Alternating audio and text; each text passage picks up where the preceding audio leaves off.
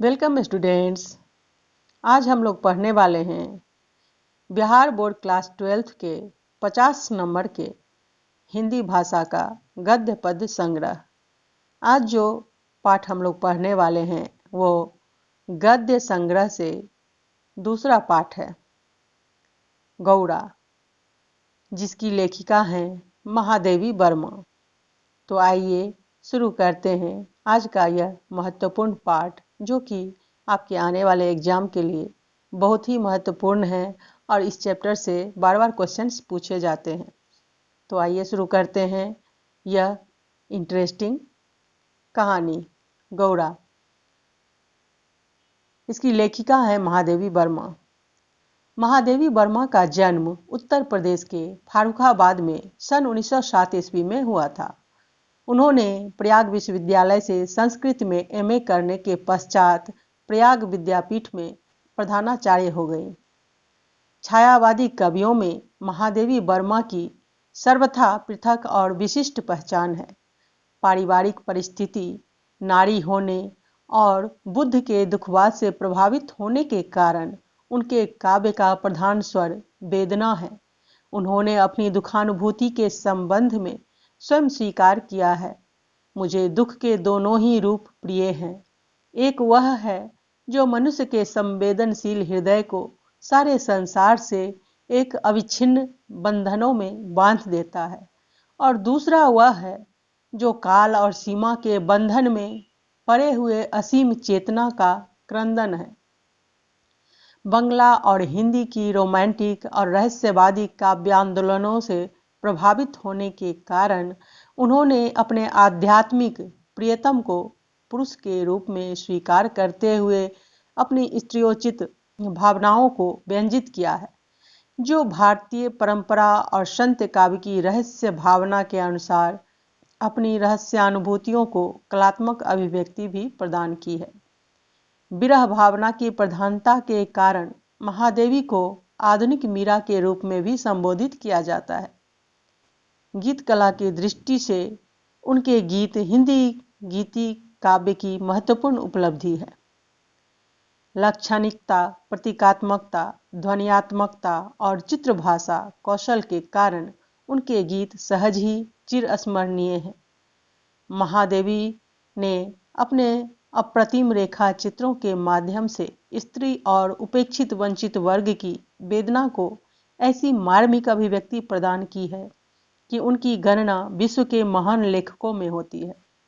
उनका गद्य कवियों की कसौटी गद्य होती है कि उक्ति को चरितार्थ करता है। उनके प्रमुख काव्य संग्रहों में निहार 1930, रश्मि 1932, नीरजा 1935, संध्या गीत 1936 और दीपशिखा 1942 ईस्वी में प्रकाशित होने के अलावा प्रथम 4 संग्रहों के संकलन से बना यामा काव्य संग्रह भी है। यानी यामा काव्य संग्रह जो है महादेवी वर्मा के द्वारा लिखित सभी काव्यों का संकलन है। आधुनिक कविता महादेवी उनके संपूर्ण काव्य साहित्य से चुनी गई कविताओं का महत्वपूर्ण संग्रह है। गद्यकार के रूप में भी महादेवी की महत्ता निर्विवाद है, यानी गद्य और पद्य दोनों पर महादेवी वर्मा का समान अधिकार था, यानी दोनों ही कलाओं में वो निपुण थी। स्मृति की रेखाएं, अतीत के चलचित्र और श्रृंखला की कड़ियां, रेखाचित्र और संस्मरण के क्षेत्र में उनकी महत्वपूर्ण कृतियां हैं।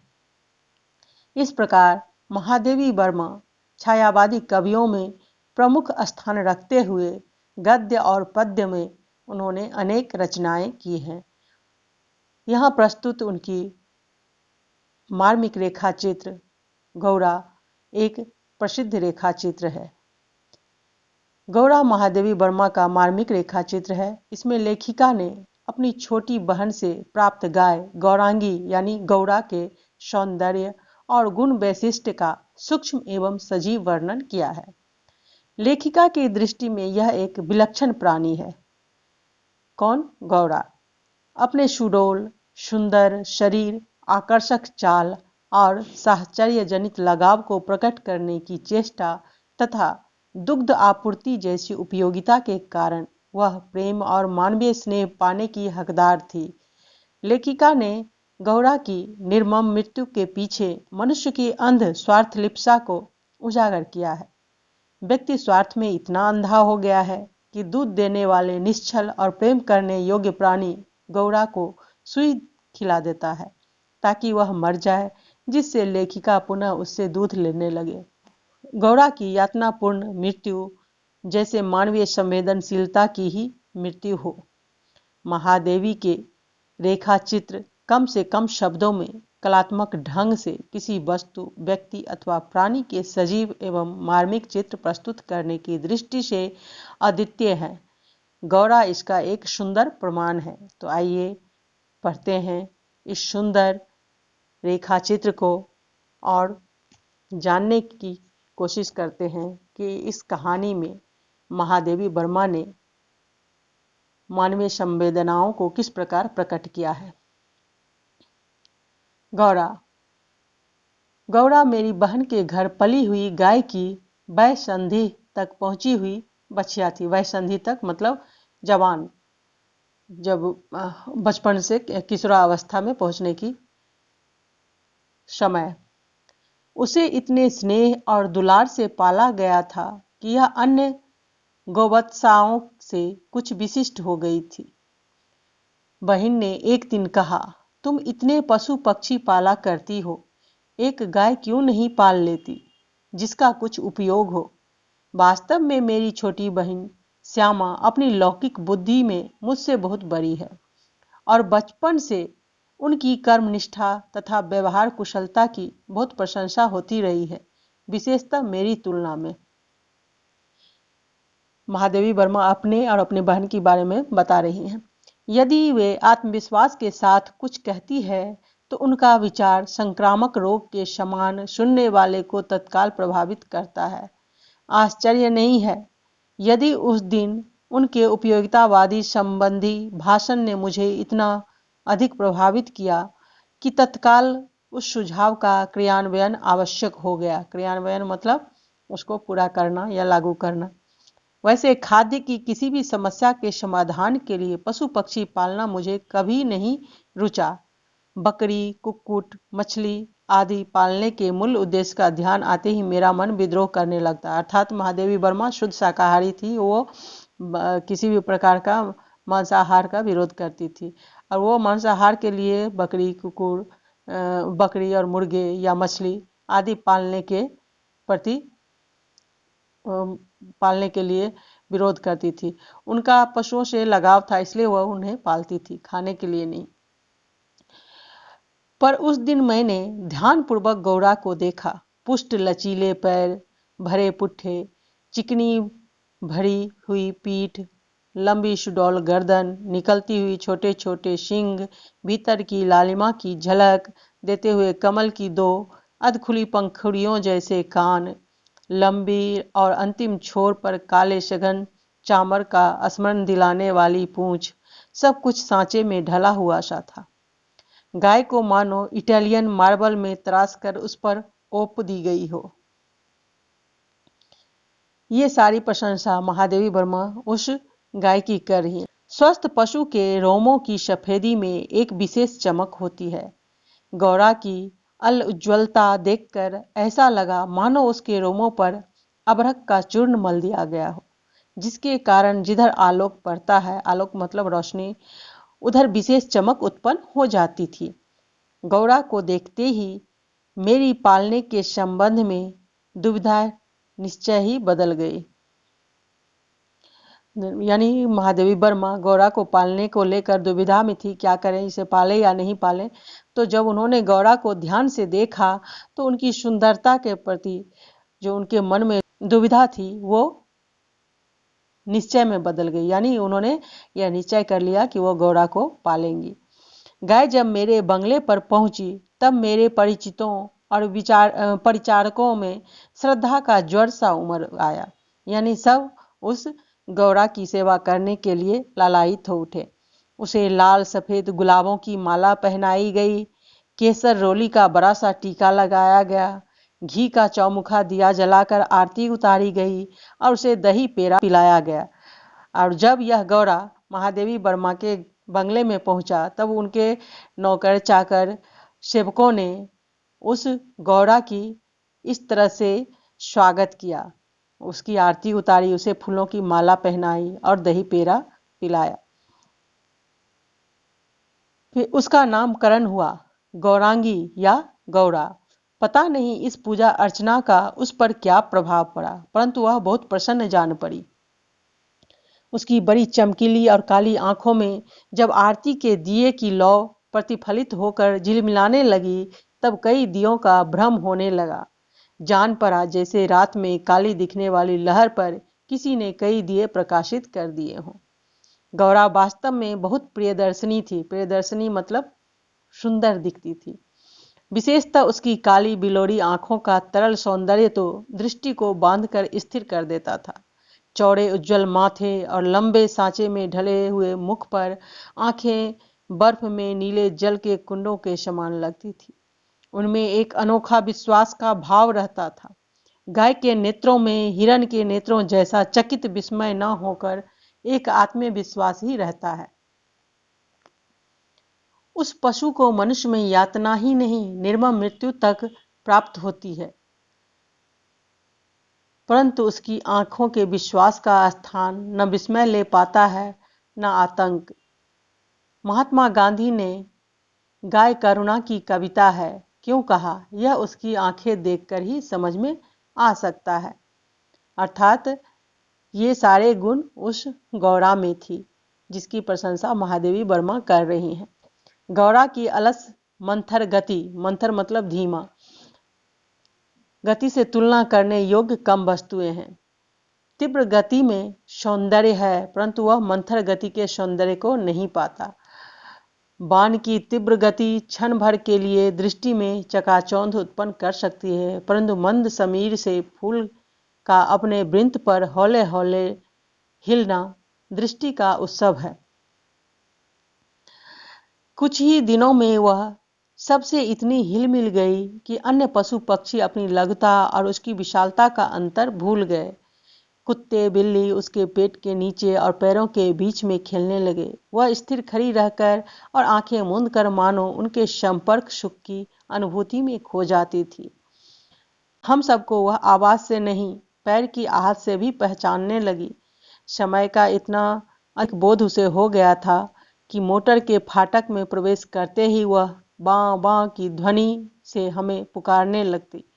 चाय नाश्ता तथा भोजन के समय से भी वह इतनी परिचित थी कि थोड़ी देर कुछ पाने की प्रतीक्षा करने के उपरांत रंभा रंभा कर घर सिर पर उठा लेती थी। रंभाना मतलब गाय और बैल जो है रंभाते हैं, यानी बोलते हैं रंभा रंभा कर। उसका साहचर्य जनित लगाव मानवीय स्नेह के समान ही निकटता चाहता था, यानी वह गौरा भी अपने लोगों के आसपास रहना चाहती थी और उसका स्नेह पाना चाहती थी। निकट जाने पर वह सहलाने के लिए गर्दन बढ़ा देती थी। हाथ फेरने पर अपना मुख आश्वस्त भाव से कंधे पर रखकर आंखें मूंद लेती। जब उससे दूर जाने लगते तब गर्दन घुमा घुमा कर देखती रहती। आवश्यकता के लिए उसके पास एक ही ध्वनि थी, परंतु उल्लास, दुख, उदासीनता, आकुलता आदि की अनेक छाया छवियां उसकी बड़ी और काली आंखों में तैरा करती थी। 1 वर्ष के उपरांत गौरा एक तुष्ट सुंदर वत्स की माता बनी, यानी एक बछड़े को जन्म दिया। वत्स अपने लाल रंग के कारण गेरू का पुतला जैसा जान पड़ता था। उसके माथे पर पान के आकार का श्वेत तिलक और चारों पैरों में खुरों के ऊपर सफेद बलय ऐसे लगते थे मानो गेरू की बनी वत्स मूर्ति को चांदी के आभूषणों से अलंकृत कर दिया गया हो, यानी सजा दिया गया हो। बछड़े का नाम रखा गया लालमणि, परंतु उसे सब लालू के संबोधन से पुकारने लगे। माता पुत्र दोनों निकट रहने पर हिमराशि और जलते अंगारे का स्मरण कराते थे। अब हमारे घर में मानो दुग्ध महोत्सव आरंभ हुआ। गौरा प्रातः सायं 12 सेर के लगभग दूध देती थी, यानी सुबह और शाम मिलाकर गौरा रोज 12 सेर यानी 12 लीटर दूध देती थी। अतः लाल मणि के लिए कई सेर छोड़ देने पर भी इतना अधिक शेष रहता था कि आसपास के बाल गोपाल से लेकर कुत्ते बिल्लियों ने तो अद्भुत दृश्य उपस्थित कर दिया था। दुग्ध दोहन के समय वे सब गौरा के सामने एक पंक्ति में बैठकर महादेव उनके आगे उनके खाने के लिए निश्चित बर्तन रख देता। महादेव गौरा का ये था देखभाल करने वाला। किसी विशेष आयोजन पर आमंत्रित अतिथियों के सामने वे परम शिष्टता का परिचय देते हुए प्रतीक्षा करते रहते। फिर नाप नाप कर सबके पात्रों में दूध डाल दिया जाता था, जिसे पीने के उपरांत वे एक बार फिर अपने अपने स्वर में कृतज्ञता ज्ञापन सा करते हुए गौरा के चारों ओर उछलने कूदने लगते। जब तक वे सब चले न जाते, गौरा प्रसन्न दृष्टि से उन्हें देखती रहती। जिस दिन उनके आने में विलम्ब होता, वह रंभा रंभा कर मानो उन्हें पुकारने लगती। पर अब दुग्ध दोहन की समस्या कोई अस्थायी समाधान चाहती थी। नौकरों में नागरिक तो दूहना जानते ही नहीं थे, और जो गांव से आए थे वो अनअभ्यास के कारण यह कार्य इतना भूल चुके थे कि घंटों लगा देते थे। गौरा के दूध देने के पूर्व जो ग्वाला हमारे यहाँ दूध देता था, जब उसने इस काम के लिए अपनी नियुक्ति के विषय में आग्रह किया, तब हमने अपनी समस्या का समाधान पा लिया। अर्थात महादेवी वर्मा के यहाँ पहले जो ग्वाला दूध देता था, उसने उनसे आग्रह किया, निवेदन किया कि आप हमें अपने गौरा का दूध दूहने के लिए नियुक्त कर लीजिए। और तभी महादेवी वर्मा के यहाँ गौरा के दूध को दूहने के लिए जो समस्या थी, वो उसका समाधान हो गया। 2-3 मास के उपरांत गौरा ने दाना चारा खाना बहुत कम कर दिया और वह उत्तरोत्तर दुर्बल और शिथिल रहने लगी। चिंतित होकर मैंने पशु चिकित्सकों को बुलाकर दिखाया। वे कई दिन तक अनेक प्रकार के निरीक्षण, परीक्षण, एक्सरे आदि द्वारा रोग का निदान खोजते रहे। अंत में उन्होंने निर्णय दिया कि गाय को सुई खिला दी गई है, जो उनके रक्त संचार के साथ हृदय तक पहुंच गई है। जब सुई गाय के हृदय के पार हो जाएगी, तब रक्त संचार रुकने से उसकी मृत्यु निश्चित है। मुझे कष्ट और आश्चर्य दोनों की अनुभूति हुई। सुई खिलाने का क्या तात्पर्य हो सकता है, यानी क्या अर्थ हो सकता है? दाना चारा तो हम स्वयं देखभाल कर देते हैं, परंतु संभव है उसी में सुई चली गई हो। पर डॉक्टर के उत्तर से ज्ञात हुआ कि दाने चारे के साथ गई सुई गाय के मुख में ही छिदकर रह जाती है। गुड़ की बड़ी डली के भीतर रखी सुई ही गले के नीचे उतर जाती है और अंततः रक्त संचार में मिलकर हृदय तक पहुंच सकती है। अंत में एक ऐसा निर्मम सत्य उद्घाटित हुआ मतलब उपस्थित हुआ, जिसकी कल्पना भी मेरे लिए संभव नहीं थी। प्रायः कुछ ग्वाले ऐसे घरों में जहां उनसे अधिक दूध लिया जाता है, गाय का आना सह नहीं पाते, अर्थात पसंद नहीं करते, क्योंकि इससे उनका व्यवसाय रुक जाएगा, लोग उनसे दूध नहीं लेंगे। अवसर मिलते ही वे गुड़ में लपेट कर सुई उसे खिलाकर उसकी असमय मृत्यु निश्चित कर देते हैं। गाय के मर जाने पर उन घरों में वे पुनः दूध देने लगते हैं।